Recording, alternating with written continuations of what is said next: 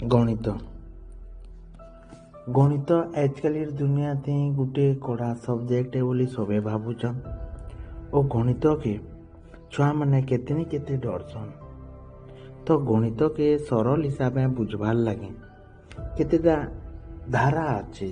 ଯେନ୍ ଧାରାକେ ତମେ ଯଦି ଫଲୋ କରବ କି ଯେନ୍ ଜିନିଷକେ ତମେ ଯଦି ଫଲୋ କରବ ଗଣିତ ତମକୁ ସହଜ ଲାଗବା।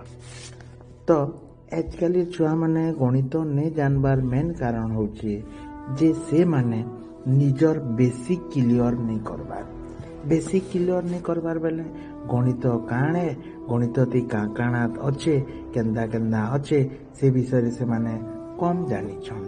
ଯେନ୍ତାକି ସେଥିର୍ ଭିତରୁ ଯଦି ବି ବାକି ଚେପ୍ଟର ବିଷୟରେ ନେଇ ଜାଣିଲେ, ଯଦି ଗଣିତତି ଜଣେ ଯୋଗ ବିଯୋଗ ଗୁଣନ